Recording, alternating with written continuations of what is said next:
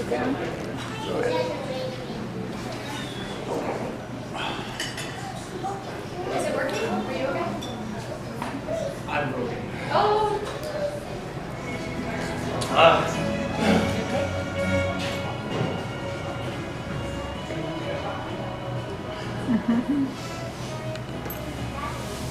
Thank you, Uncle John, thank you for remembering my superior Nintendo skills. This family gathering, and you're absolutely right, this is what my dad would have wanted.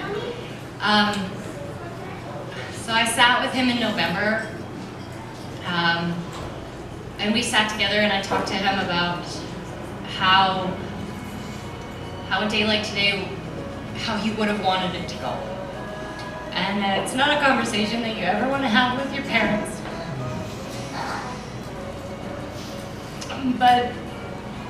And he had trouble. He said, I don't want it to be a sad day. And it's really not, because you're all here with us. He was so focused on family. He cared for all of you. He cared for all of your children, and he cared for all of the grandchildren and grandnieces. If it wasn't our kids and our family's kids, it was every child. Dad was a soccer coach. Dad was involved in the children's festival, and this was the important stuff in his life. This was making sure that every child had somewhere to go and some fun to have. He would want this day. He would want these girls playing together. He wants this beautiful family and all of these friends to stay together and to remember him with a smile on our face, and just to stay close and to love each other.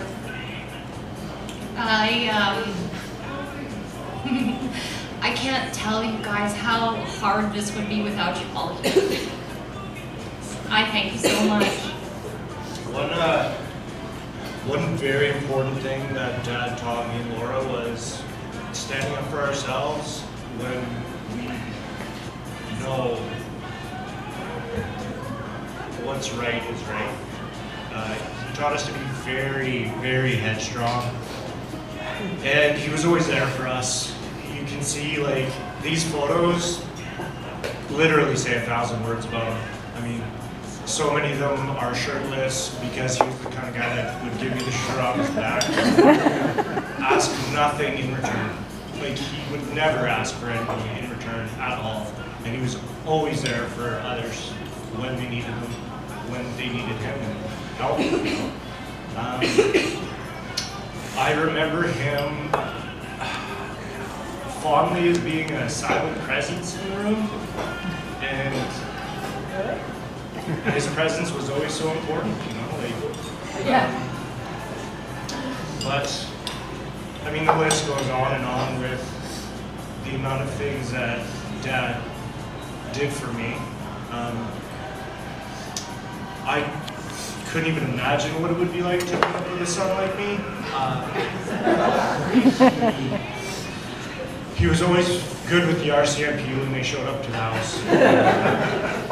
And that's when I knew he had my back, for the little things, for the small things, and then the big things, you know. He had a way with words.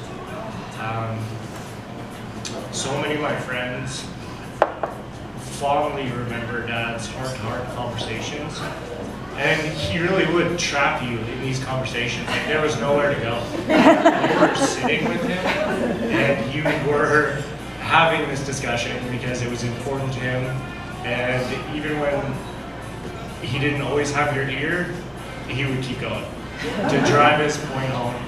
And I loved it about him. I really did. He was a very kind man. And you know, I finally get a perspective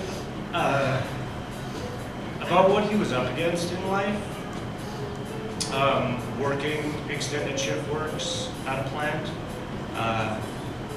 We do it for our families. We do it for a better life for them. And that's the life that I grew up in. And I will always thank my father for that sacrifice that he made in working like that. And I'm glad that I have that perspective now, because I don't take it for granted.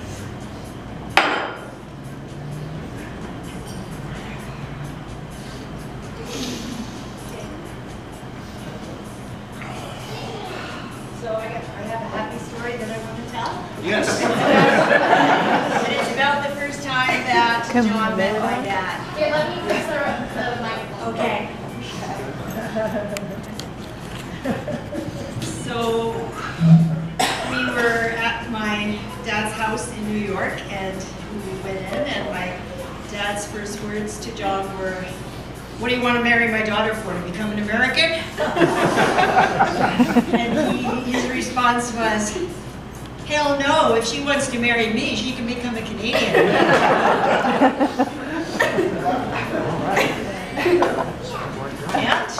And we never ended up moving to the States. How you prepared.